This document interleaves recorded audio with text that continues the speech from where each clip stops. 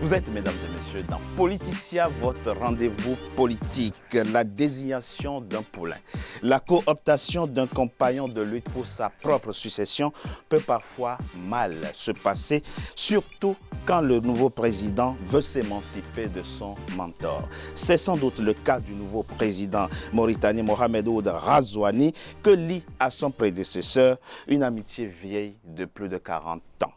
Les deux hommes ne s'adressent plus la parole et le nouveau président, comme son homologue angolais, veut passer au peigne fin la gouvernance de son prédécesseur. Analyse et décryptage dans cette émission des premiers pas d'un nouveau président qui revendique son indépendance. Qu'en pensent les Mauritaniens? Jusqu'où peut aller le président Mohamed Ould Ghazouani? Quels sont les défis que doit relever aujourd'hui le nouveau président de la Mauritanie? Trois Mauritaniens avec moi pour en parler. Ouma Samba Sow, vous êtes enseignant membre de l'UPL, l'Union pour la République, le parti au pouvoir. Grand soutien du président mauritanien. Êtes-vous? Merci. Merci à vous d'avoir accepté notre invitation. Madame Abibatou Magassa, vous êtes la secrétaire générale des femmes de Gambanassou. C'est une association de lutte contre les discriminations, contre l'esclavage, un phénomène têtu qui persisterait encore dans votre pays, dites-vous. En tout cas, ceci fait partie des défis que doit relever le président Ghazouani. Merci d'avoir accepté notre invitation pour nous en dire davantage au cours de cette émission. Ahmed Benan Gawad, vous êtes à la fois juriste, financier, grand observateur, êtes-vous de la vie politique mauritanienne. Merci à vous également d'avoir accepté notre invitation. 40 ans d'amitié, des coups d'État en commun et l'un finit par faire de l'autre son successeur. Mais pourquoi le président mauritanien Mohamed Ould Ghazouani ne s'entend-il plus avec son prédécesseur? On en parle après ce sujet de la rédaction signé Faba Maroun. C'est dans un contexte de vive tension politique que le président Mohamed Ould Cheikh El Ghazouani arrive au pouvoir en Mauritanie le 1er août 2019. L'élection du président Ghazouani est en effet contestée par l'opposition qui voit en lui le continuum de son prédécesseur. Mais 7 mois plus tard, d'aucuns considèrent ses premiers pas positifs, notamment sur le plan de la gouvernance. Pour l'Observatoire du civisme et des libertés, OCL, les rencontres et consultations rapidement organisées avec les acteurs de la majorité et de l'opposition traduisent chez le nouveau président le souci d'un climat social apaisé et d'un fonctionnement serein des institutions de l'État. La publication des rapports de la Cour des comptes sur la période 2007-2017, l'initiative d'un groupe de députés visant la mise sur pied d'une commission d'enquête parlementaire sur la gestion du pays au cours des 10 dernières années. Autant d'indices d'une prise de conscience et d'une évolution vers une gestion plus saine des affaires publiques. Longtemps allié de son prédécesseur, le président Ould Abdelaziz, avec qui ils ont renversé ou contribué à renverser les régimes de Maouia Ould Sid Ahmed Taya en 2005 et Sidi Ould Cheikh Abdallahi en 2008, les relations entre les deux hommes ne sont plus au beau fixe. Dès les premiers mois qui ont suivi son élection, Mohamed Ould Ghazouani montre une volonté de s'émanciper de son prédécesseur. Ce dernier a boycotté, jeudi 28 novembre 2019, la célébration de l'indépendance, confirmant la première grande brouille entre deux amis intimes qui désormais ne s'adresseraient plus la parole. Le président sortant a sous-estimé la propension du président rentrant à pouvoir gouverner. Et le président rentrant peut-être a surestimé ses relations amicales avec le président sortant. Il me semble que tout le problème se situe à ce niveau-là. Et effectivement, je crois que le président sortant, Mohamed Ould Abdelaziz, croyait qu'il va pouvoir, en quelque sorte, cohabiter gouvernementalement ou bien dans les positions de décision avec son ami de 40 ans. Et je crois que son ami de 40 ans, on lui a fait comprendre très rapidement qu'il ne peut y avoir qu'un seul président et à partir de ce moment-là, il y a la rupture. Pour de nombreux observateurs, le président Mohamed Ould Ghazouani tient absolument à se démarquer de son prédécesseur et à imprimer sa marque personnelle à sa gouvernance. Mais c'est sur le plan des réformes qu'il est le plus attendu, notamment par l'opposition. Selon le chef de file de l'opposition, Mohamed Mahmoud Ould Sidi, il faut recomposer la Commission électorale nationale indépendante, CENI. Mais le dossier hautement sensible sur lequel est également attendu le président, c'est précisément la suite à donner à l'audit engagé de la gestion de l'ancien président Mohamed Ould Abdelaziz. Sont concernés par l'audit toutes les sociétés d'État dont la Société nationale d'électricité, la Société nationale industrielle et minière ou encore le port de Nouakchott. Ce jeudi 12 mars, le président ivoirien Alassane Ouattara a fait désigner son poulain, le Premier ministre Amadou Gon Coulibaly, pour porter les couleurs de son parti à l'occasion de la présidentielle de 2020. On l'a vu en 2017, le président José Eduardo dos Santos a lui aussi fait élire João Lourenço en Angola. Le phénomène de cooptation est un phénomène habituel sur le continent, mais là, madame, je m'impose l'élégance de commencer par la femme que vous êtes, mais là, ça semble se passer mal entre les deux hommes. Comment, de loin, vous observez tout ça? Alors moi, ce qui m'amène surtout, c'est le mouvement que nous avons fait ici. Oui, bien sûr, on en parlera, bien entendu. Voilà, donc moi, la plupart de ce que je parle sûrement, moi, c'est l'esclavage. Donc même s'ils ne s'entendent pas eux deux, oui. Ce que nous voulons sur le président actuel qui s'appelle Razouani, qu'il fait quelque chose sur l'esclavage qui est là, qui est bel et bien dur, oui. Sur la population. J'ai bien compris effectivement que c'est la problématique principale qui vous préoccupe. Et c'est pour ça que vous êtes dans cette émission, mais on va en parler en détail. Et dans cette émission, M. Gawad, très rapidement. Je pense que, s'il vous plaît, M. Mohamed Ould Ghazouani n'a pas été désigné par Mohamed Ould Abdelaziz pour lui succéder. Il n'a pas non plus été désigné ni par le parti, ni par la majorité. Il s'est déclaré candidat et s'est adressé au peuple mauritanien. Avec l'absolution de l'ancien président Mohamed Ould Abdelaziz. Oui, qui a accepté, mais qui n'a pas désigné. Mohamed Ould Abdelaziz a été... La nuance serait dans les mots. On lui avait posé la question si c'est son candidat, mais il s'est bien... abstenu de dire que c'est son candidat. Mais il a fait campagne pour lui. Il a fait campagne personnellement dans sa campagne. Parce que c'est son ami, parce que c'est son compagnon. Mais ce n'est même M. Mohamed Ould Cheikh Ghazouani s'est déclaré candidat. Bien sûr. A présenté un programme au peuple mauritanien sur la base duquel il a été largement élu. Et cette indépendance, il est parti avec cette indépendance.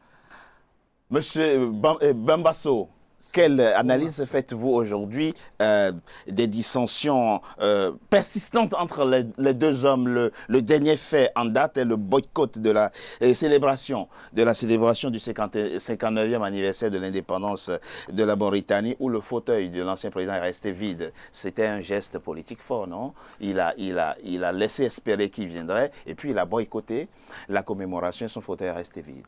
Qu'est-ce qui se passe entre les deux hommes? Je vais revenir sur le terme indépendant. Pardon? Le terme d'indépendance. D'indépendance. Parce que quand un homme se présente aux élections présidentielles et qu'il est élu à la majorité et au premier tour, c'est qu'il est légitime. Absolument. Cette légitimité fait qu'il est déjà indépendant. Il ne dépend pas de Jean ou de Paul. Ghazouani s'est présenté aux élections, qu'il soit coopté par Aziz ou par un autre, là n'est pas la question. Ça, c'est un fait qui précède l'événement. L'événement, c'est les élections. Monsieur Ghazouani s'est présenté, il a gagné les élections haut la main, il a gagné la confiance des Mauritaniens. Absolument. On va dire dans leur majorité.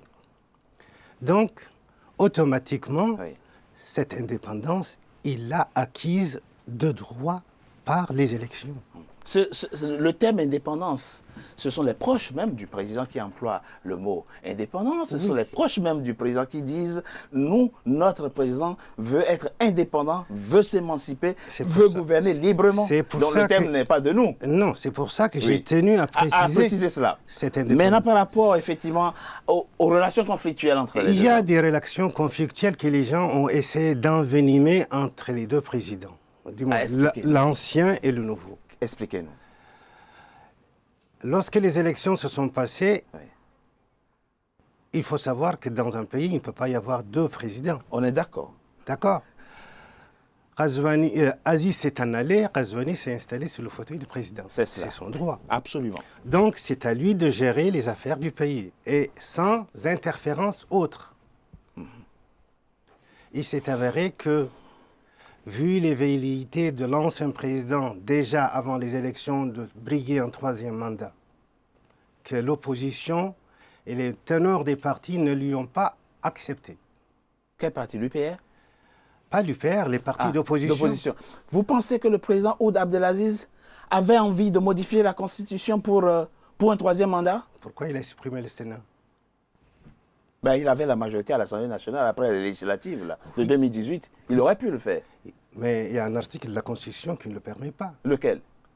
Il y a un article de la Constitution pour qu'il puisse se briguer, changer la Constitution. Oui. Il faut qu'il soit un autre président qui signe ce changement de Constitution. Et donc après les législatives de septembre 2018, il n'aurait pas pu modifier cet article-là pour un troisième mandat? Non, sauf s'il voulait passer...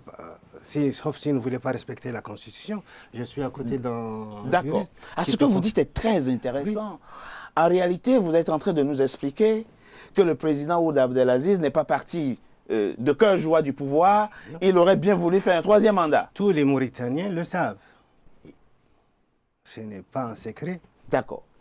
Et vous nous expliquez que les liens conflictuels entre les deux hommes aujourd'hui, en réalité, sont entretenus, sont envenimés par d'autres mains, d'autres personnes. Mais qui sont ces personnes qui rendent compliqué et difficile les liens entre les deux hommes? Les gens étaient en deux chaises. Il y a un nouveau président qui arrive, il y a un ancien, on connaît ses velléités par rapport au pouvoir. Donc il fallait faire un choix. La chaise vide dont vous avez parlé le jour de l'anniversaire de l'indépendance montre la bonne volonté du nouveau président de... On peut dire ça comme ça. Parce que dans cette perspective, il a rétabli les anciens chefs d'État de la Mauritanie et les anciens dirigeants cadres de la République dans leurs droits en les invitant à assister, ce qui n'était pas le cas depuis 10 ans. Oui. Alors, on va parler concrètement, M. Gawad, très rapidement. Évoquons des faits concrets. On sait que c'est l'ancien président, Mohamed Ould Abdelaziz, qui a créé en 2009 l'UPR. Il est membre de l'UPR. Donc c'est son parti d'abord, avant que ce parti ne porte le président Ghazouani au pouvoir. Qui est aujourd'hui le patron de l'UPR? Qui est aujourd'hui la personne, le référent principal de l'UPR? Mohamed Ould Abdelaziz a quitté le pouvoir de façon normale. Oui. Il avait déclaré qu'il ne se présenterait plus, qu'il ne briguerait pas un troisième mandat, qu'il respecte la Constitution et il l'a bien respecté, il a ce mérite. Il avait laissé sous-entendre pendant ces derniers mois au pouvoir qu'il allait suivre la politique en Mauritanie et qu'il espérait y jouer un rôle. C'est pourquoi, après l'élection de Mohamed Ould Ghazouani, l'ancien président Aziz est revenu pour jouer ce rôle qu'il estimait... Mais ça veut dire quoi, jouer un rôle? Quand on n'est plus président de la République, ça veut dire quoi concrètement? Comment doit-on l'envisager? Constitutionnellement, il n'y a pas de rôle constitutionnalisé pour un ancien président. Quand on n'est plus président de la République, on devient citoyen mauritanien. Absolument. Et citoyen mauritanien a le droit d'avoir son parti ou d'adhérer à un parti ou de jouer le rôle qui lui sied. Mais en réalité... Mohamed Ould Abdelaziz n'a pas pu retrouver ce rôle et qu'il espérait. L'incident a été clos et l'UPR est revenu au pouvoir. C'est un parti du pouvoir et donc il est revenu au pouvoir. Monsieur Gawad, je l'ai dit, vous êtes un observateur de la vie politique mauritanienne. Je vous ai demandé, c'est qui aujourd'hui le référent numéro 1 de l'UPR? Le référent numéro 1 du pouvoir aujourd'hui, du parti de l'UPR aujourd'hui, c'est le pouvoir mauritanien. Non, c'est donc Mohamed Ould Ghazouani. Le nouveau président. Le nouveau président. Donc l'ancien président qui a créé son parti en 2009 n'a plus un rôle de premier plan à jouer. Il n'a plus de rôle à jouer au sein de l'UPR, ni au sein de la majorité. Bon, alors évidemment, on va revenir. Mais madame, puisque vous participez à cette partie, vous ne pouvez pas ne pas nous dire notre mouvement est apolitique. Non, mais ce n'est pas un problème. Vous êtes mauritanienne, vous êtes citoyenne. Aujourd'hui, est-ce que vous pensez effectivement que les situations conflictuelles, on nous parle d'un Premier ministre que n'aurait pas approuvé l'ancien président de la République avant que le nouveau ne le nomme. On nous parle de certaines nominations, y compris même au sein de la présidence, que n'aurait pas approuvé l'ancien président. Est-ce que vous pensez que ça pourrait impacter d'une certaine manière l'action de l'actuel président, ces dissensions entre les deux hommes? Là, c'est à la citoyenne mauritanienne. Ma réponse est que, avant de rentrer dans tout ça d'abord, oui. il y a l'esclavage. Nous, oui. C'est ce que nous combattons. Avant de rentrer de ce que vous m'avez posé comme question, oui. Nous, le grand problématique que nous avons à jour d'aujourd'hui en Mauritanie, c'est l'esclavage, monsieur. Après viendra ce qui sont en train de se poser là. D'accord.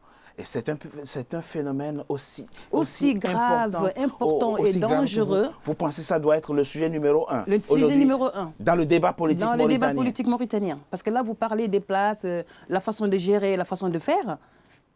Étant donné qu'il y a l'esclavage, c'est l'esclavage qui est façon de faire en Mauritanie qui fait que ces genres de personnes que je vous dis qui sont esclavages n'ont pas place pour pouvoir faire quelque chose.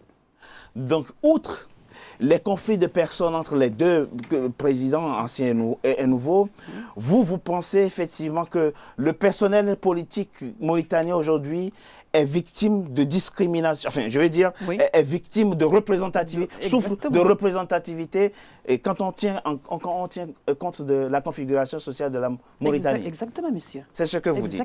C'est une préoccupation que vous comprenez. On va revenir à la suite de notre émission sur cette problématique complexe qui visiblement préoccupe Madame Magassa, mais vous comprenez qu'elle ramène toujours au premier plan et à la place numéro 1 cette problématique-là liée à la discrimination et à l'esclavage dans votre pays. Il s'agit d'une question très importante et qui a écho à Mauritanie et chacun la place suivant ses priorités. On marque une courte pause. On revient dans quelques instants parler précisément de ce phénomène dans votre pays, la Mauritanie. Merci à vous. À tout de suite.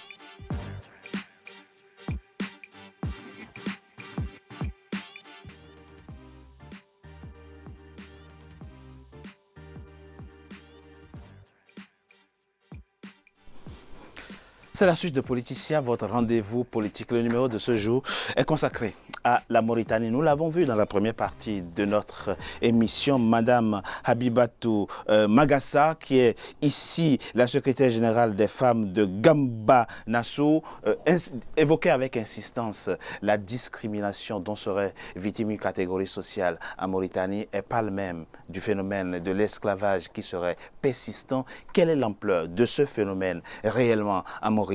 Nous avons posé la question d'abord à Hapsa Banos, elle est le porte-parole des forces de libération africaines de Mauritanie. On l'écoute très rapidement, on en parle après.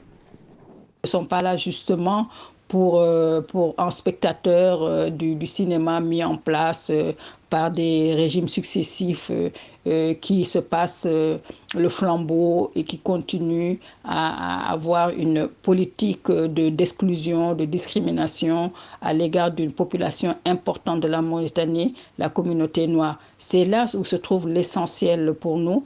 Et c'est là où vraiment nous attendons le président Razouani. Parce que, voilà, nous, il est temps quand même de reconstruire cette unité nationale qui est en lambeaux. C'est la première fois que nous voyons en Mauritanie des extrémistes beydanes qui font une manifestation en criant au meurtre de la population noire. Et ces manifestants n'ont même pas été dispersés par la police. Ça, c'est l'ère Ghazouani. Ghazouani, actuellement, mène une politique très intelligente de discrimination pour tromper l'opinion internationale, mais il n'a rien changé de ce qui se faisait. On a toujours cette loi scélérate de 1993 d'amnistie qui empêche de poursuivre les auteurs des crimes de 1986 à 1991. Nous avons toujours cet enrôlement qui refuse la nationalité aux Haratines, aux Wolof, aux Soninké, aux Halplar et aux Bambara qui sont dans ce pays, qui se retrouvent dans des situations catastrophiques. Les enfants ne peuvent pas aller à l'école, les parents risquent de perdre leur travail. Nous avons une occupation des terres de la vallée où les propriétaires terriens ancestraux sont en train de se faire dépouiller. Donc voilà, le problème, il est là, l'essentiel pour nous. Madame Magassa, quand on écoute Madame Hafsa Banosal, on sent qu'il y a dans votre pays des tensions, on sent même du ressentiment. Quelle est aujourd'hui l'ampleur du phénomène de l'esclavage dans votre pays, la Mauritanie? Donc l'ampleur, c'est vraiment quelque chose de très grave, de génération en génération. L'esclavage. L'esclavage, de génération en génération. Là, la Mauritanie, c'est vraiment... Des pratiques esclavagistes font partie des nurses, comme je viens de dire tout à l'heure. Ça touche qui, l'esclavage en Mauritanie? Alors, l'esclavage, ceux qui pratiquent l'esclavage, ce n'est pas des gens lambda qui le font. Hein. C'est des pratiques qui se font par des hauts fonctionnaires qui le font, hein, des hauts fonctionnaires, des ministres, des cadres.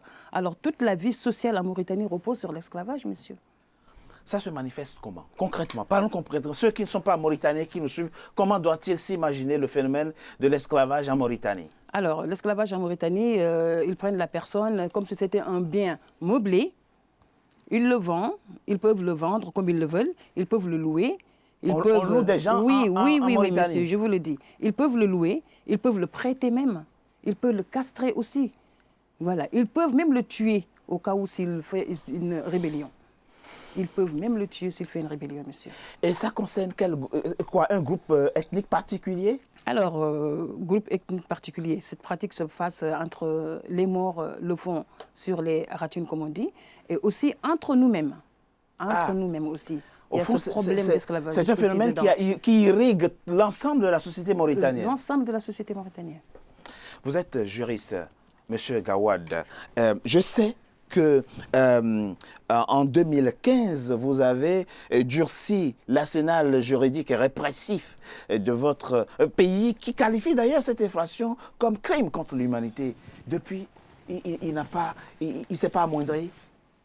La question aujourd'hui n'est plus posée, est-ce qu'il existe de l'esclavage en Mauritanie ou il n'existe pas? Cette question est dépassée. Elle est dépassée. L'État mauritanien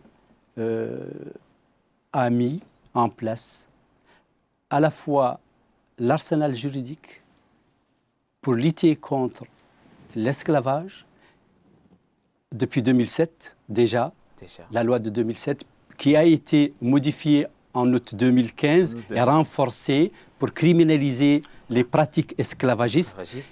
L'État a mis en place des tribunaux. Il a mis en place un ensemble de structures pour éradiquer les séquelles de l'esclavage, pour lutter contre les inégalités, pour la réinsertion des anciens esclaves et pour lutter contre la pauvreté qui est un véritable vecteur d'inégalité en Mauritanie. Mais Madame Magassa dit quelque chose de à la fois préoccupant et délicat, c'est que elle dit ce sont même les cadres de l'administration, ceux qui sont chargés d'appliquer cette loi dont vous parlez, ce sont ces mêmes personnes qui s'adonnent à l'esclavage. En Mauritanie, la justice existe, les tribunaux existent, il y a un commissariat aux droits de l'homme, les organisations de droits de l'homme travaillent. Mais c'est d'autant plus préoccupant ce que dit madame qu'on a même l'impression que même le juge a des esclaves à la maison. Pour vous dire, c'est l'administration même qui empêche le combat contre l'esclavage. Ah bon? Oui, monsieur, je vous dis. Bon, c'est l'administration même qui empêche le combat contre l'esclavage. Si je peux me permettre. Allez-y. Il faut Monsieur Bembasso. Sambasso. Oumar Sambasso. Mon prénom, c'est Oumar Sambasso. Oumar Sambasso, oui. La question d'esclavage ne date pas d'aujourd'hui en Mauritanie. D'accord. Et ça ne finit pas. Je peux finir. Allez-y, allez-y. Okay. C'est ancestral, comme elle l'a dit. Avant même l'indépendance, les esclaves, que ce soit dans la communauté maure ou dans la communauté noire, particulièrement, je parle de l'exemple dont elle parle, c'est l'exemple de la communauté soninké. Oui. Ça existait. D'accord. L'État a statué, a posé une loi. Ça a été inscrit à la Constitution, n'est-ce pas? Des structures administratives ont été créées pour lutter contre ces dérives. Ça n'a pas suffi. L'esclavage, on ne peut pas nier qu'il a existé en Mauritanie. Les séquelles existent toujours et le président l'a dit l'autre jour lorsqu'il a fait la conférence de presse avec la presse nationale. Bien sûr.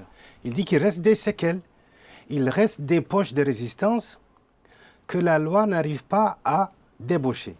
Je pense qu'il y a aussi un volet éducatif social par lequel il faut passer pour faire comprendre à cette frange de la population que ce qui prévalait il y a un siècle, il y a 50 ans, n'est plus de mise aujourd'hui.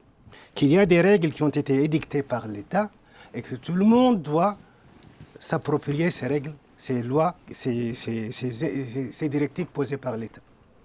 Donc, il ne faut pas le mettre dans une ampleur excessive. Ah, d'accord. Le phénomène, vous parlez de poches de résistance. Il y a des poches de résistance. Le phénomène n'est plus, le président lui-même a dit plus aussi important que ça, dites-vous aujourd'hui. Par rapport à ce qui était avant. C'est très important, bien sûr. Ce n'est pas un exemple d'eux qui peuvent généraliser tout sur le pays. D'accord. J'ai lu dans la presse hier que, par exemple, il y a un ancien cadre dont elle parle, un cadre que je ne cite pas, Soniké, qui est parti dans sa communauté, essayer de faire des magouilles pour que les esclaves... Ça, c'est ce que la presse dit. D'accord. Mais dans la réalité, je retiens de vos propos, monsieur... La réalité, il y a des séquelles de l'esclavage, ça existe, il y a des poches. L'arsenal juridique n'a pas encore suffi, mais il existe et il est appliqué à la lettre. Comme l'a dit M. Gawad. Donc, je pense qu'il y a un volet éducatif qu'il faut introduire au niveau des masses populaires pour leur expliquer de façon assez concrète, assez posée, les méfaits de l'esclavage et la dérive qui existe. Si on comprend, M. Sow, vous êtes un peu alarmiste sur les bords. Oui. Donc le problème qui se passe aussi, de toute façon, c'est que la plupart des intellectuels noirs sont issus de familles féodales. D'accord.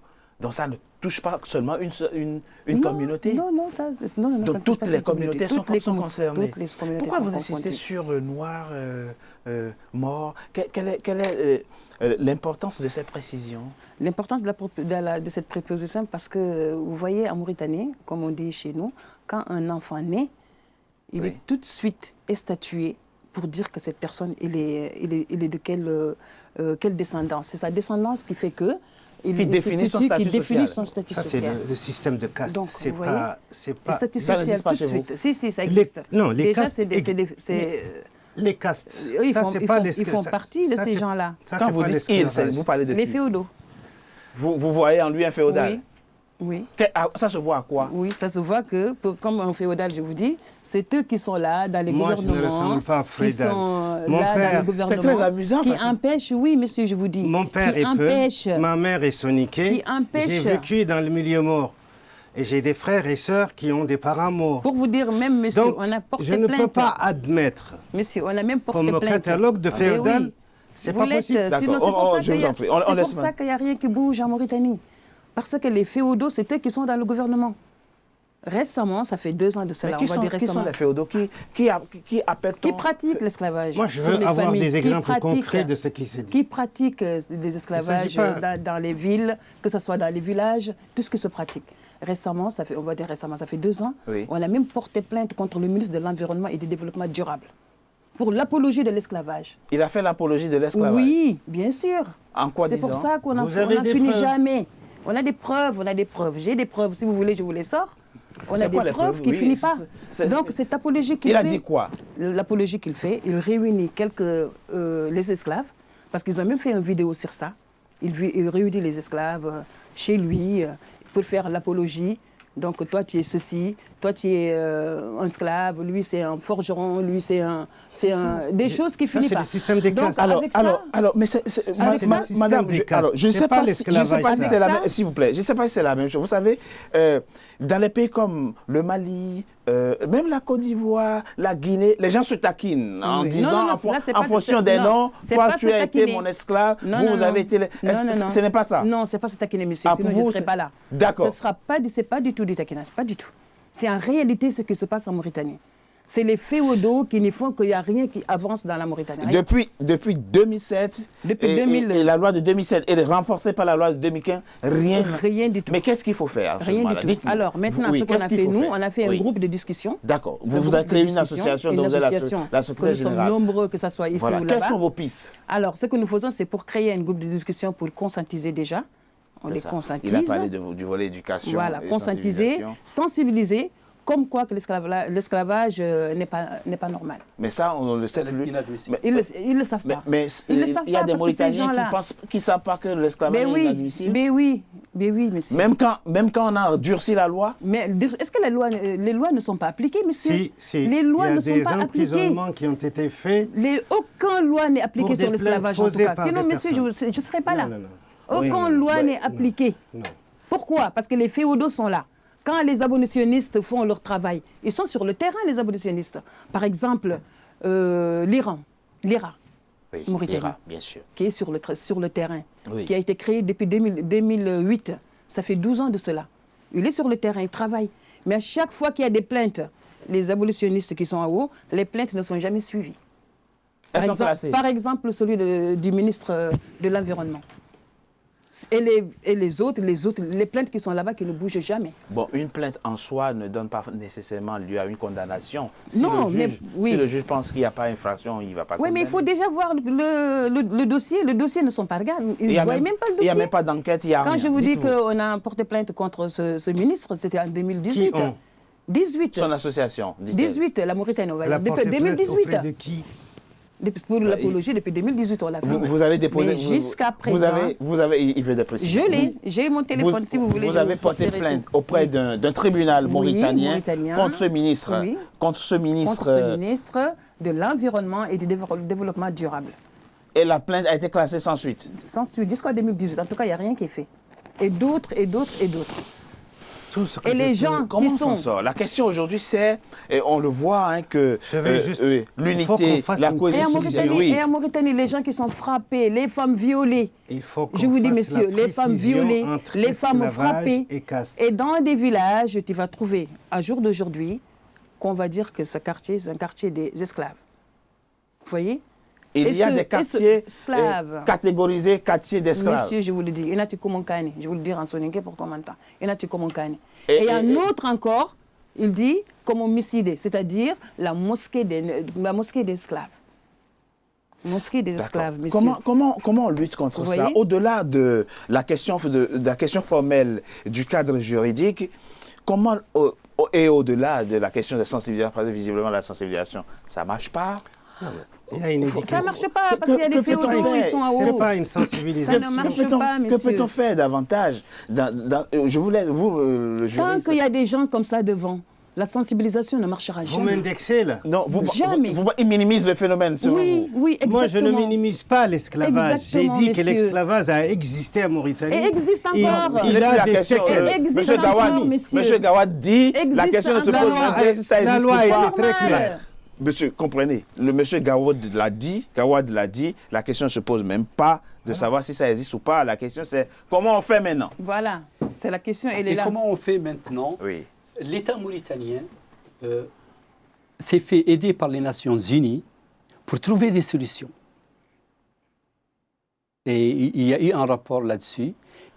Quelles sont les esquisses proposées par les experts des Nations Unies? Et cela prouve que pour l'État mauritanien, c'est une question importante. Cette lutte contre l'esclavage et contre les séquelles de l'esclavage. Cela passe par la sensibilisation, par l'éducation, par le relèvement du niveau de vie des populations. L'État a créé déjà le commissariat aux droits de l'homme, l'agence Taqaddoum qui est devenue Ta'azur dans le nouveau programme de Mohamed Cheikh Al-Ghazouani, et pour laquelle d'importants moyens sont mobilisés afin de jouer sa mission très importante et dont les lignes sont inscrites dans son programme. Il arrive même que les féodaux s'opposent à la nomination dans un gouvernement en soi-disant esclave. Que voulez-vous maintenant? Qu'attendez-vous que ça s'arrête, du gouvernement, que ça s'arrête. parce que la Mauritanie, c'est la Mauritanie, nous sommes tous dedans, il y a des ethnies, on est tous là. C'est inadmissible au XXIe siècle, à jour d'aujourd'hui, XXIe siècle, que ces pratiques-là que j'ai dit, vous n'y croyez pas, vous. Vous m'avez dit que est-ce que ça existe encore? Moi, je vous ai ramené des preuves que vous m'avez dit que c'est pas l'appel que je me les sors. Les images parce que les images sont difficiles. Mais ces images-là ne datent pas de l'an dernier, de 3 ans. C'est récemment subi par des esclaves mauritaniens. Et leurs maisons brûlées, ils les sortent de leurs maisons. Merci. Et en plus encore, ils leur prennent leurs terres qu'ils cultivent pendant des générations, Madame, des années et des années. Banossa l'a dit dans son propos. Merci à vous, Madame Abibatou Magassa, d'avoir tenu effectivement à parler de ce phénomène dans votre pays, la Mauritanie, et de la lenteur, selon vous, avec laquelle il est combattu. Vous voulez davantage d'action de la part du pouvoir politique. On veut toujours dire non à l'esclavage, non au racisme. Oui. Mais tant que ces individus sont devant nous, il n'y aura rien qui va se passer. Merci et espérons effectivement que votre appel est attendu. On marque une courte pause, on se retrouve dans quelques instants pour la suite de notre émission. A tout de suite. Merci à vous.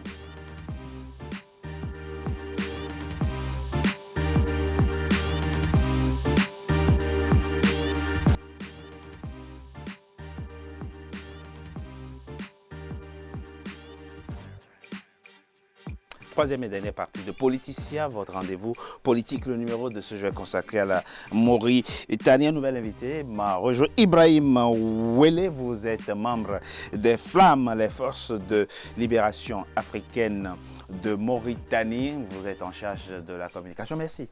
Merci de m'avoir rejoint. Merci à vous également d'être resté avec moi. Son opposition l'épouse. Le président mauritanien semble ne pas avoir le choix. Il veut passer au peigne fin la gestion, la gouvernance de son prédécesseur, le président Mohamed Ould Abdelaziz. Mais jusqu'où et veut aller le président Razouani? Avant d'en parler, je propose qu'on écoute ce qu'en dit Mme Habsa Banossal. Elle est la porte-parole précisément des Flammes, les forces de libération africaines de Mauritanie. À tout de suite. Cette commission d'enquête qui est mise en place par des anciens compagnons de Aziz, puisque c'est des députés de son parti qui est majoritaire à l'Assemblée nationale, pour nous n'est que de la poudre aux yeux. Razouani qui audite Aziz, par la même occasion s'audite lui-même, puisque depuis 40 ans, il est le compagnon d'Aziz, comme ils disent tous les deux. Depuis 10 ans, que Aziz est au pouvoir, Razouani n'a jamais été loin.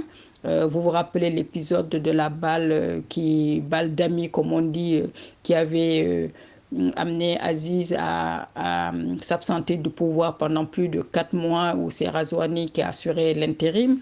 Voilà, il faut savoir que Razouani est entouré des caciques du pouvoir de Aziz, et les députés élus du temps de Aziz, et aussi dans son gouvernement, il a gardé des ministres qui étaient des ministres du temps de Aziz. Ceux qu'il n'a pas gardés, il leur a trouvé des places de choix, dont justement le ministre des Finances, qui est quand même l'argentier du pays, qui ne peut pas être neutre quand il y a des malversations, quand il y a des détournements, donc il ne peut être que complice. Donc cette personne aujourd'hui est le ministre et le DG de la SNIM. Voilà, c'est ce qui montre bien que Razouani, cette commission, je pense que c'est un peu pour dire à Aziz de se tenir tranquille, parce qu'il y a une épée de Damoclès au-dessus de sa tête. Monsieur Sow, Madame Banossal dit quelque chose d'intéressant. Et ça remet en question la volonté politique même de l'actuel président de lutter contre la corruption, l'enrichissement illicite, etc. Elle dit vouloir auditer la gouvernance du président Mohamed Ould Abdelaziz, c'est s'auditer soi-même, au fond. Parce qu'au fond, il a participé au pouvoir et longuement avec son prédécesseur. Et donc, elle parle de politique trompe-œil. C'est une lutte trompe-œil, dit-elle. Oui, c'est son droit de penser cela. Mais il faut revenir au fait et à la réalité. Oui, s'il vous plaît. La mauvaise gestion date d'avant Aziz en Mauritanie. Aziz est venu, il l'a répercuté, il l'a amplifié. Non. Non. Je reviens. Ne nous ramenez pas aussi loin dans l'histoire. On veut parler des 11 ans que le président Mohamed a... Vous avez dit le président Mohamed Ould Abdelaziz qui était en responsabilité de l'État. Oui. La gestion de l'État, oui, lui, 11 ans, les deux mandats qu'il a passés. Oui. Donc, oui. Comment peut-on juger Ghazouani responsable de la mandature des deux mandats d'Abdelaziz dans la gestion financière du pays? Il n'était pas aux commandes du pays, il était chef d'état-major de l'armée. Oui. Et à la fin de son mandat, avant qu'il ne parte à la retraite, il fut ministre de la Défense. Oui.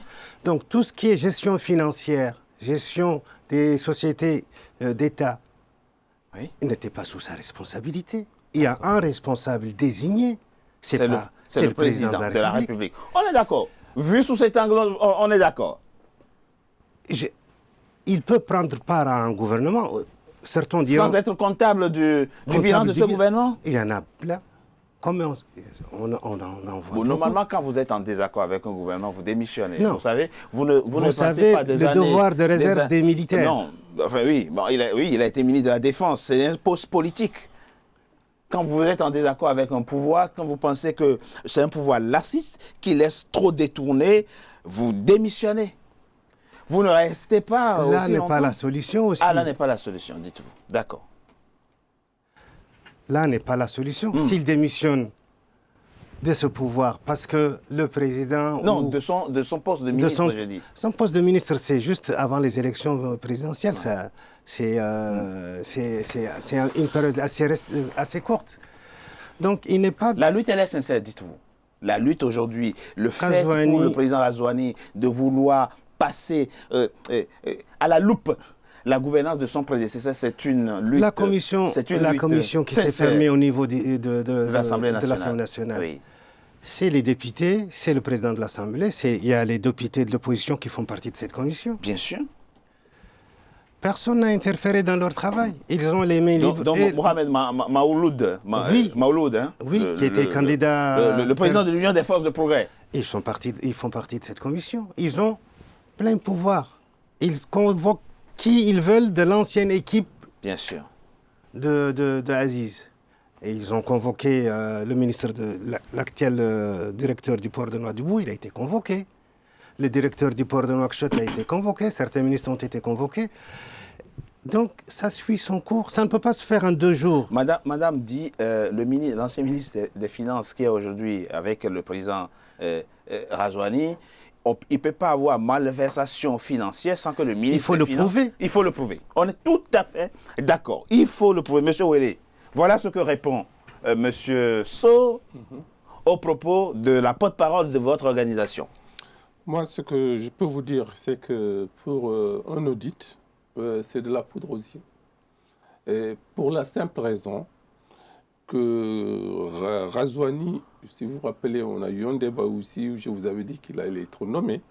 Il a été nommé. Non, il a été élu par les Mauritaniens. Il a été nommé. Je garde ce que je dis. D'accord. Je finis. Ouais, mais vous êtes tout à fait libre de dire ce que... Je finis. Et je peux vous garantir que l'audit n'ira pas loin. Pourquoi Parce que dans toute action impliquant Aziz, M. Ghazouani a eu un rôle à jouer de près ou de loin. Donc, ils se connaissent très bien. Même s'ils entreprennent des actions d'audit, ils savent là où ils vont s'arrêter. Ça, que ce soit très clair là-dessus. Maintenant, je vais vous donner une deuxième chose. Allez-y. Ce sont toutes les personnes qui soutenaient Aziz qui, comme par hasard, se sont transférées sur Ghazouani aujourd'hui. Parce qu'on n'a pas eu de changement de personne. Qui dit changement de régime doit au moins opérer un changement de système. Le Premier ministre, ce n'est pas le premier copain du président Ould Abdelaziz, l'actuel Premier ministre. Il venait d'où? Il y a beaucoup d'autres. Il venait d'où? Beaucoup d'autres. Il venait d'où? On a demandé même son limogeage. Oui. Il venait d'où? Et ça a changé quoi dans la gestion actuelle? Quand on parle de bonne gouvernance, on commence par quoi en Mauritanie? On devait commencer par une paix sociale. La paix sociale n'est pas arrivée. Le premier geste de Ghazouani à son accession au pouvoir, c'est quoi? C'est de mettre des chars dans la capitale, état de siège, arrestation de personnes, dont M. Samba Thiam. Aujourd'hui, qu'est-ce qui se passe? Ce sont des gens de l'AREM qui sont arrêtés pour délit d'opinion Et on a M. Biramda Abed pour avoir dit qu'il y avait de l'apartheid en Mauritanie qui est aujourd'hui l'objet d'une menace. La deuxième chose, c'est la moralisation de la vie publique. Oui, mais ça passe pas là. Oui, mais c'est pas l'audit des... La paix sociale ne se construit pas en 2 jours. La paix sociale ne se construit pas en 2 jours. Oui, mais la paix sociale, quand les gens incitent à la violence, à la haine dans les rues, il faut arrêter cela et reprendre le dialogue. Lorsque le calme est revenu dans les rues de la capitale, le président s'est attelé. Mais on a le droit de manifester. On a le droit de manifester. C'est un droit constitutionnel. C'est un droit. Il faut respecter simplement ce droit. Il faut respecter. À son accession au pouvoir, M. Razouani avait toute l'attitude de prononcer un discours où il aurait pu dénoncer les injustices raciales, esclavagistes et sociales qui existent en Mauritanie. Il ne l'a jamais fait. Donc, ça prouve vraiment qu'il n'a pas l'intention de changer. C'est comme ça que vous voyez ça. Oui. Cela dit, ça fait que 8 mois qu'il est là. 8 mois, c'est déjà trop. Hein. Pensez-vous. Oui. Pensez-vous. Et vous, donc, vous n'avez aucune espèce de confiance en l'homme. Monsieur Razouani, à son arrivée aujourd'hui, a dépeuplé pratiquement l'administration. Comme il a fait dans l'armée, il a dépeuplé l'administration de Noirs. Pratiquement. Aujourd'hui, ils ne pourront pas me le contester. Ça, c'est des affirmations. On peut y aller. Je peux vous donner une preuve. Dans le gouvernement actuel, il y a combien de ministres noirs? Dans le Brakna, dans le Trarza, où le gaz a été découvert aujourd'hui, toute l'administration est morte, alors que c'est une région à fort peuplement noir. Et deuxièmement, on vient de sortir ces jours-ci un concours. Et dans ce concours, il n'y a même pas eu de concours, c'est des gens qui sont autodésignés dans toutes les écoles militaires. C'est à majorité noire. 34 généraux en Mauritanie, pas de noirs. Ça, c'est des séquelles de ce qui s'est passé. Non, mais ne parlez pas de séquelles. Il évoque, là, nous l'avons abordé. S'il vous plaît, attendez. Nous avons abordé effectivement cette problématique-là dans la deuxième partie de notre émission. Je ne savais pas que, parlant précisément de la lutte contre la corruption et de l'enrichissement illicite, on retournerait encore à cette problématique qui, selon vous, a pénétré complètement, irrigue complètement l'appareil d'État et les institutions de la République. Oui, et je vous ajouterai même que le népotisme, le clientélisme continue. Parce qu'on a vu que dans le gouvernement d'Abdoul Aziz, et vous n'allez pas me démentir, hier ou avant-hier, le fils d'un ancien ministre a été nommé ambassadeur. En l'occurrence, Bahamoul Mohamed Lataf. Le fils d'Abdallah Youl Boye est nommé. Non, vous prenez monsieur, le précédent, l'esclavage. J'ai un devoir d'objectivité. Oui, c'est ça que je fais. On n'est pas disqualifié parce qu'on est fils d'un ministre. En Mauritanie, on est qualifié parce qu'on est fils d'un ministre. D'accord. Mais on n'est pas disqualifié. Mais on est qualifié parce que. D'accord. Alors, c'est très... D'abord, il faut placer les choses dans leur contexte. La commission parlementaire a été demandée par les députés de l'opposition de l'Assemblée nationale. Oui. Certains, au début, par les députés de l'opposition. C'est Mohamed Maouloud qui a commencé. Puis rejoint par ceux de la majorité. Absolument. Il ne s'agit pas d'auditer tout le pays. Ce n'est pas une tâche facile les grandes sociétés. Donc, il y a 7 dossiers. La SNIM, la Société nationale industrielle et minière, le port de Nouakchott. Il y a 7 dossiers choisis par les députés pour y regarder, pour enquêter sur la gestion de ces dossiers. Et donc, il faut attendre les conclusions de cette commission d'enquête pour savoir s'il y a eu ou non des malversations. Il ne s'agit pas d'une commission rogatoire. Ce n'est pas un juge d'instruction qui enquête. C'est une commission parlementaire. Et si les conclusions touchent les proches du président actuel, vous pensez qu'il pourra aller jusqu'à les faire inculper? Le président Mohamed Ghazouani a dit qu'il n'interviendrait pas dans le déroulement de cette enquête.